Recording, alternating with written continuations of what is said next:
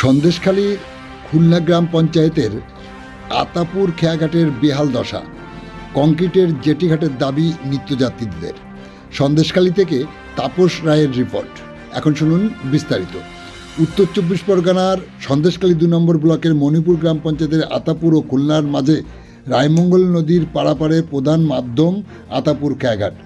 বহু বছর ধরে এই ঘাট ব্যবহার করে প্রতিদিন হাজারো হাজারো সুন্দরবনবাসী যাতায়াত করেন, কিন্তু বর্তমানে এই খেয়াঘাটের বেহাল দশা যাত্রীদের চরম দুর্ভোগের কারণ হয়ে দাঁড়িয়েছে।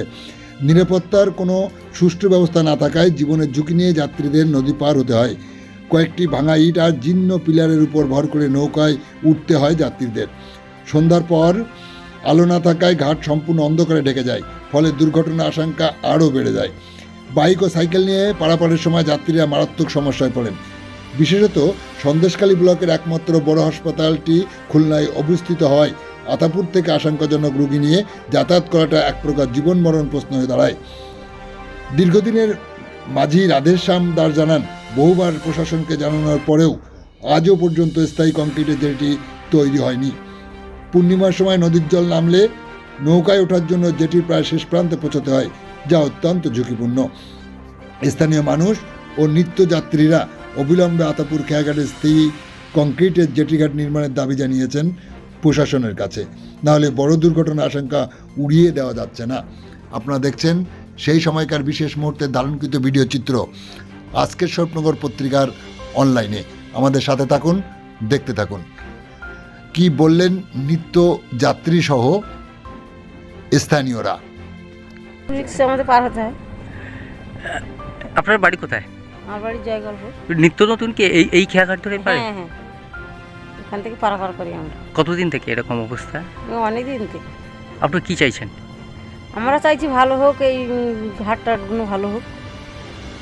আপনার নাম কি রয়েছে? আমার নাম শ্যামলী পাত্র। নদী পারাপারের একটা খুব সমস্যা ছিল, এবং নদী পারাপারের তেমন একটা জেটিঘাট, ভালো জেটিঘাটও ছিল না। এই জেটিঘাটে নদী পারাপার হতে বহু দুর্ঘটনা ঘটে চলেছে। আমরা খুলনা অঞ্চলের উদ্যোগে সুন্দরবন উন্নয়ন পর্ষদকে জানিয়েছিলাম, এবং সুন্দরবন উন্নয়ন পর্ষদ থেকে টেন্ডার করা হয়েছে। খুব দ্রুততার সহিত কাজটা শুরু হবে। আপনার নাম কি রয়েছে? রিন্টু সান্যাল, খুলনা অঞ্চলে বলেন। আমরা যেভাবে এখান থেকে লাইফ রিস্ক নিয়ে যে বর্ষার সময় যে পার হই, এটা মনে হয় জেটিটা করে দেওয়া আমাদের পক্ষে খুব একটা উপকার। শুধু আমাদের পক্ষে নয়, সমস্ত খুলনা অঞ্চল, গ্রামবাসী, হাটগাছা অঞ্চল এখান দিয়ে পার হয় খুব রিস্কের।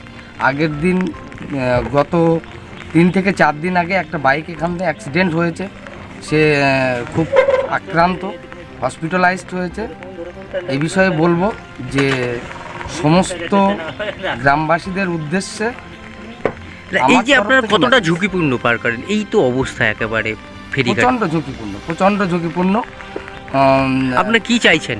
আমরা চাইছি যে যাতে জেটিটা এবং রাস্তা দু সাইডের রাস্তা এবং জেটিটা যাতে কমপ্লিট হয়, সেই একটা বার্তা দিতে। আপনার নাম কি রয়েছে? আমার নাম রাজু মণ্ডল।